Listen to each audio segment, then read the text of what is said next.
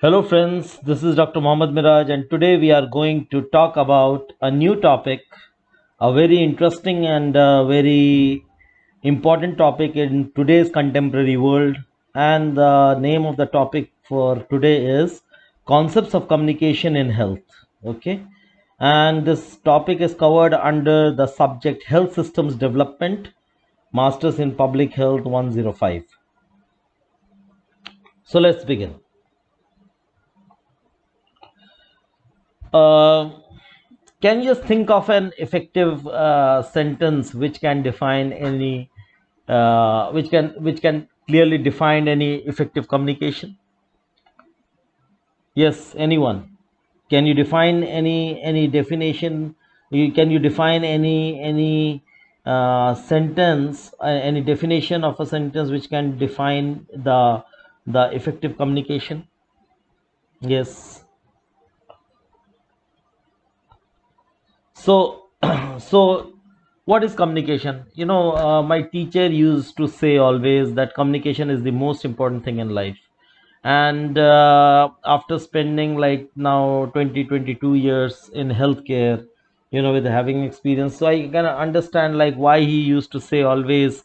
Because see, as a human being, we have got the power to understand what the other person is saying. Okay, now we are speaking of A, we are thinking of A, we are speaking of B, and if we are think of responding of C, then it will make a quite a confused thing.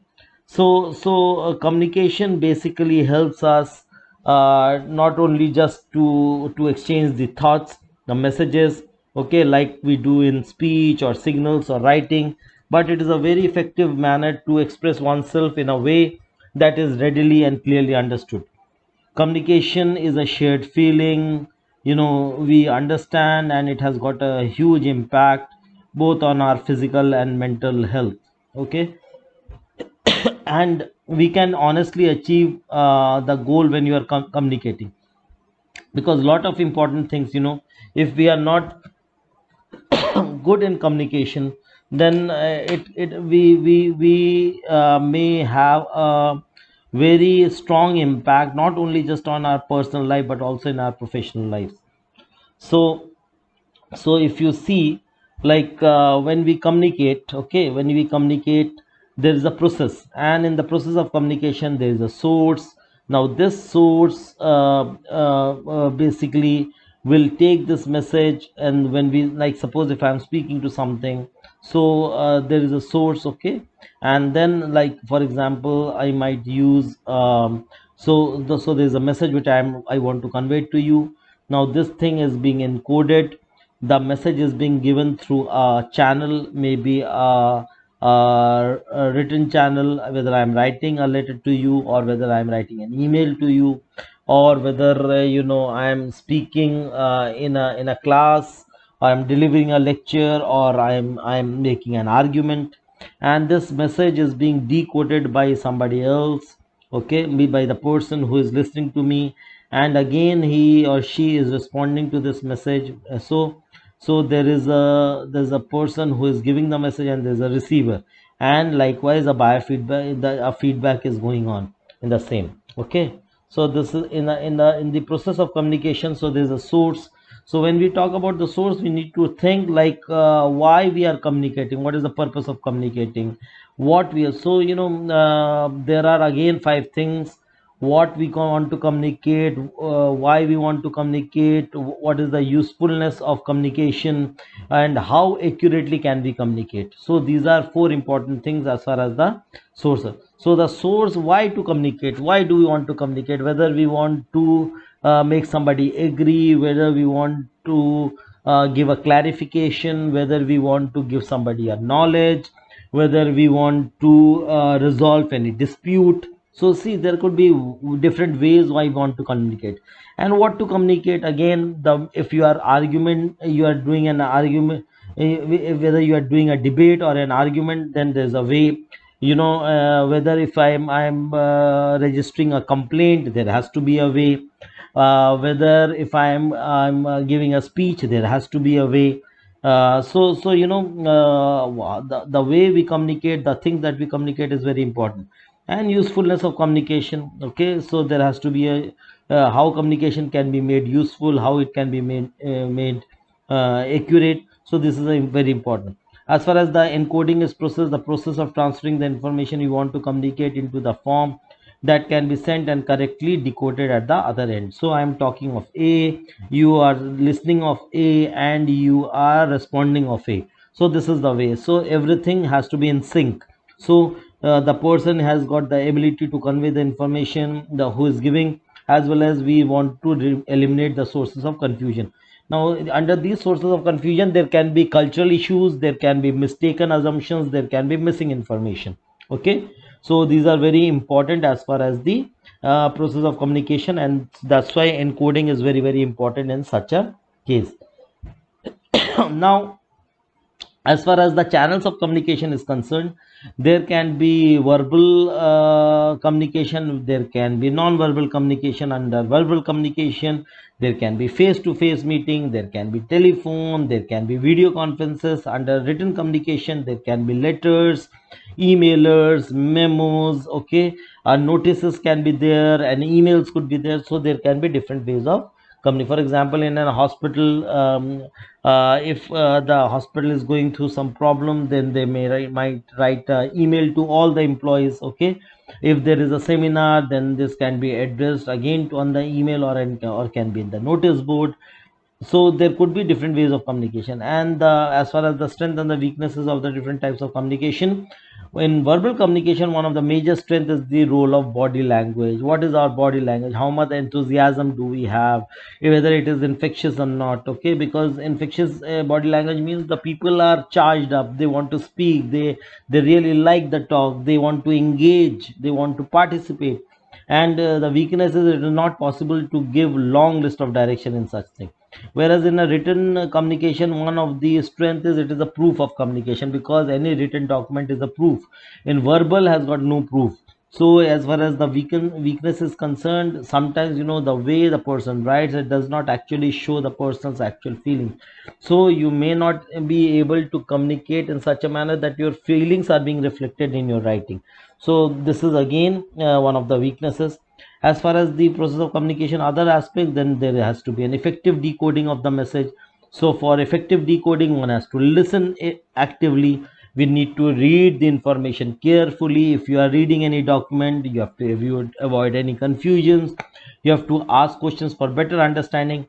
And the audience or the individual to which we are sending the information is also very important. So the influence for receiver is a prior's knowledge can influence the, so my knowledge can influence your understanding of the message. For example, I am taking this class right now, so the examples which I am taking in order to explain, or the different examples that we take in order to make you understand the concept, can actually influence your understanding about the issues. And there could be, if you are already preoccupied with something, to you tomorrow you have a meeting, or tomorrow you have an urgent presentation. So what will happen, either if you are either listening to this lecture, then but your mind is preoccupied, and you will not be able to receive all the information which is being given in this lecture. So blockages in the receiver's mind can act as a barrier, okay, for effective communication.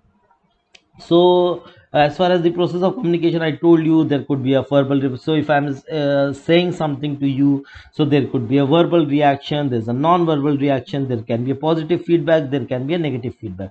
So for everything that we say, the other person may agree to it, they may not agree to it, they may disagree to it. Okay, and there can be positive feedback to what we say, or there can be a negative feedback to what we say. So as far as the communication is concerned, what are the advantages? So the advantages is that it increases the productivity, because it will help you to make the things better, and the message is being imparted very clearly to the listener. Similarly, it will, what if there is a, if you want to say something and it is lying there within you, and if you are not being able to tell, then you will be under a lot of stress. So if you say something what is there in your mind and there in your heart, then it will definitely help to reduce the stress. It will help you to better understand, because you are trying to make the other person understand what through what you are going through, or what you want to say, or what how you want to express your feelings. So you better understand what others are saying, you better understand how to get your messages across, and it will also help to enhance the relationship.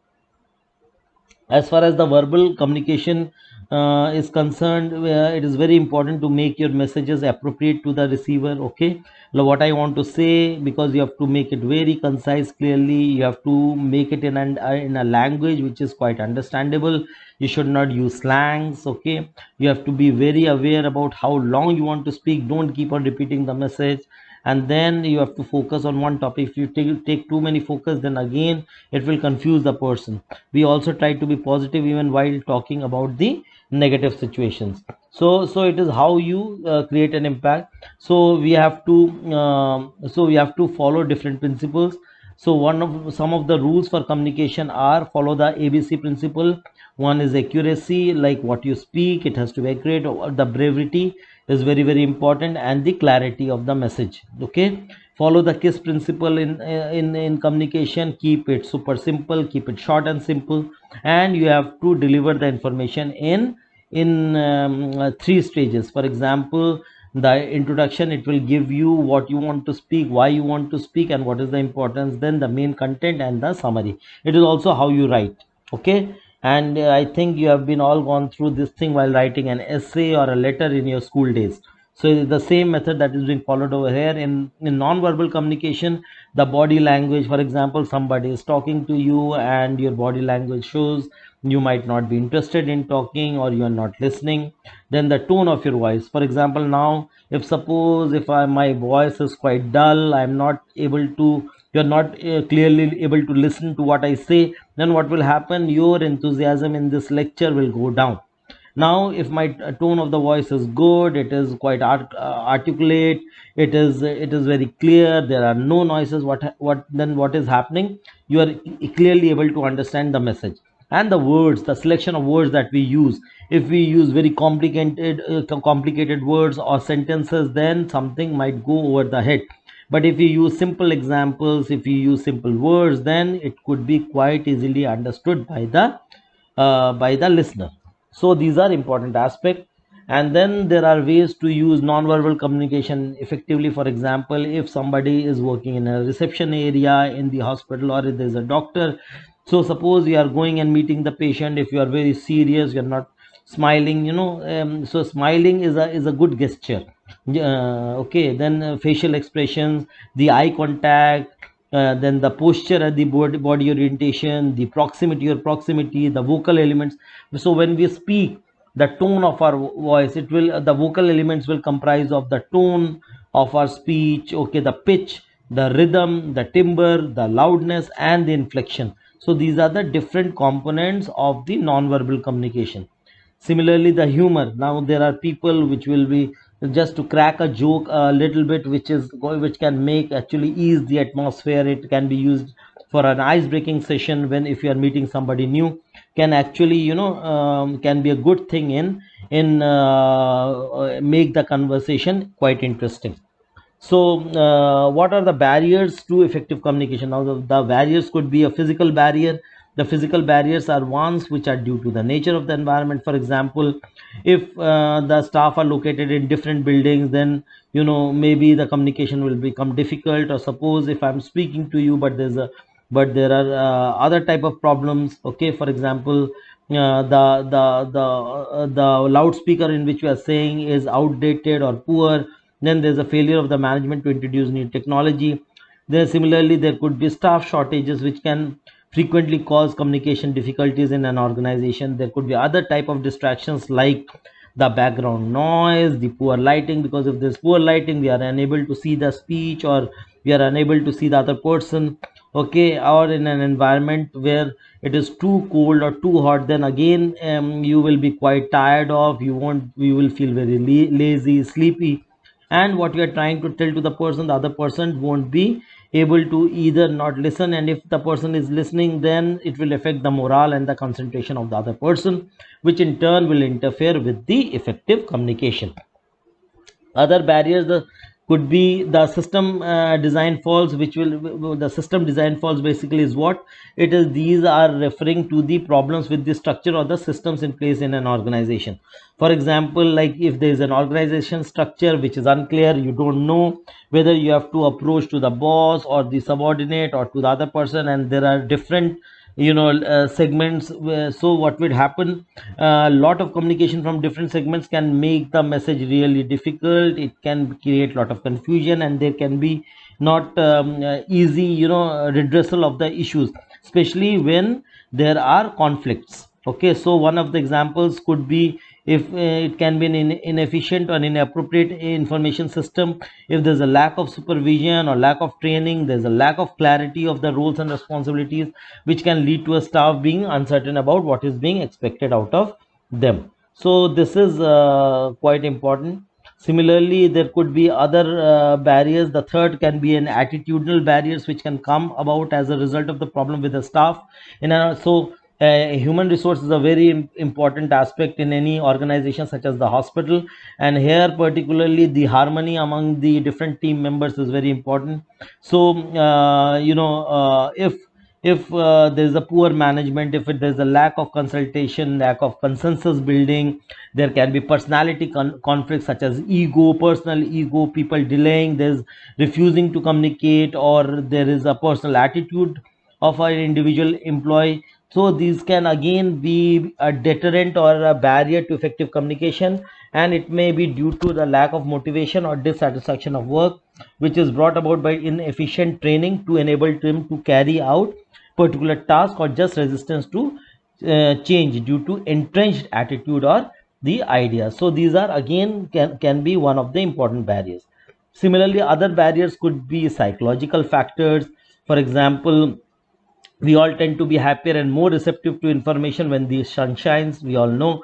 But if somebody is being affected by his or her own personal problems, then definitely in our organization or in our personal life, we won't be able to communicate these things quite easier. And it is also not with every person we can share this thing, and so these things can play an important role. Similarly, different language. For example, if I'm communicating to you in English, but tomorrow if I start speaking and give you examples in Bangla or in any other language, then you might be able to pick it up or you might not be picking up. For example, right now, when I suppose if I'm delivering a lecture to somebody of another nationality, for example, student who is from Saudi Arabia, and his or her English is not good, so what will happen? And if I don't know Arabic, then what will happen? Maybe some of the information he might receive, but some of the information he might miss out, because his communication or her communication in English is not good and my communication in Arabic is not good. So see, different language and cultures and can present as a national barriers, which are particularly important for the organization involved in overseas business. So these could be important. Similarly, suppose if you are working as a doctor or a physiotherapist or a nurse, and tomorrow after doing public health or hospital administration you get a job in Germany. Now your English is good, but then the patient who is coming to you speak in German.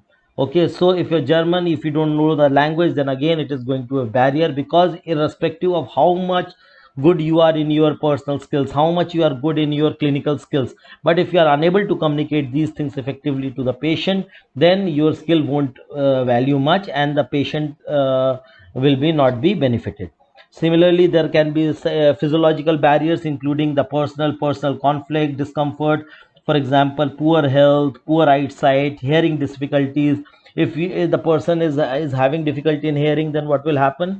The person will have to repeat the things again and again, and the patient again or the person again has to tell you, and it might create confusion, or the person may be irritated. Similarly, the presentation of information again is very important. If it is not systematic, it is haphazard, it is not given in a proper manner, then what will happen? It can confuse the other person. So communication in a healthcare delivery is very important. So the art and technique of informing, influencing and motivating individual at an institutional or a public audience are an important aspect in health communication. So the scope of health communication will include the health disease prevention. So it will have a role in disease prevention, it will have a role in health promotion, it will have a role in healthcare policy, it will have role in business of healthcare. And it does not only just helps, not only helps to enhance the quality of life, but also the health of individual within the community, which is an important aspect of the public health. So health communication is multifaceted, it is multidisciplinary in nature, because you are targeting a larger audience, there are different audience, and you are sharing different type of health related information with the goal of influencing, engaging, and supporting the individuals.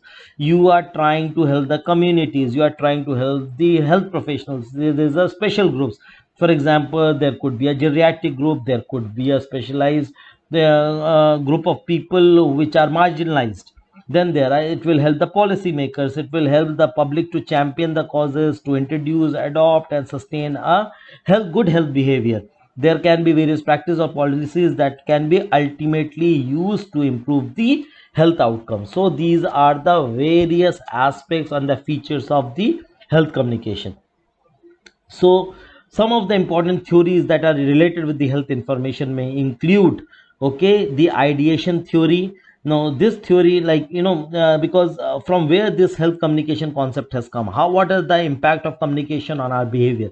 So some of these theories are, so in today's class we are talking about the whole aspects of health communication, and then we can talk about the important concepts step by step. So the theories which might affect particularly related with the health communication are the ideation theory. It was given by Kincaid, Figueroa, Story, and Underwood in the year 2001. So this theory basically refers to the new ways of thinking and diffusion of those ways of thinking by means of social interaction. So when you do a social interaction in a local, culturally homogeneous environment, so what is the way? So recent socio-demographic literature has identified that ideation and social interaction are key important determinants in of fertility decline. Because see, now in the previous years, if you see, even in India, there have been a mass concept that, one community has got more children as the, and this might be related to one of India's major problem. Now see, if there is a ideation theory, and there are ways in order to diffuse these type of theories by good hypothesis, by proving the hypothesis, then what will happen, it will lead to very key concepts to be understood at a mass level, and the miscommunication or the ill thought process in the community can be eliminated. So this perspective amounts to a shift from the macro level structural explanation to the micro level explanation of the demographic changes which is taking place in the world. Similarly, other type of theories could be your this one, the social process theories. In the social process theory, the social process theory. The social process theory is basically talking about the social influence, how you compare in a society, the social comparison, the convergence of the theories which will specify that one's perception and behavior are influenced by the perceptions and the behavior of the members of the group. So for example, if we are in a community and one person is thinking in such manner, so definitely it will have an influence in how we think. Now suppose if I am thinking very differently from the other person, but lot of other people are thinking in the same manner, irrespective of how much logical I am, sometimes we also behave in a very illogical way. Okay, so that as a part of belonging to that group, so people rely on the opinions of the others, and that's why if you are not well read, if you are not properly informed, if you are not, so this is what is happening nowadays in the WhatsApp university group. So people may give false information, false narrative, which can influence the thought process of a person, and the person can be flooded with wrong information, which can again present as a social problem. And these things can also play a very important role in the, for example, in this COVID situation, we saw like how the things ended up, what are the, so there have been a lot of examples from the COVID pandemic across the world. So people will rely on the opinions of the others, especially when a situation is highly uncertain, it is ambiguous, and there's no objective evidence which is clearly available.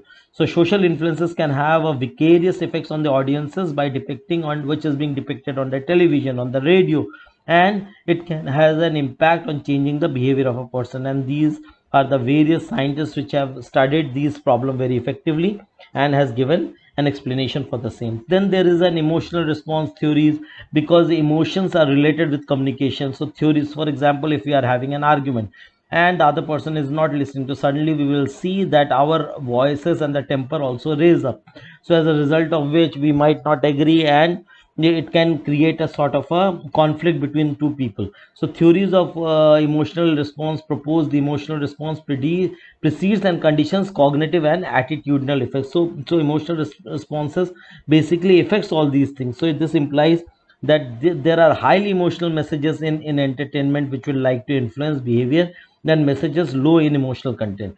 So as for example, if you are seeing in a national television, you are seeing something which is very close to your heart, and then it is being given, so you might respond to me it in a more positive manner as compared to something which is even though very important but has not been communicated very effectively. Then there are mass media theories, for example cultivation theory of mass media, which was proposed by George Gubner.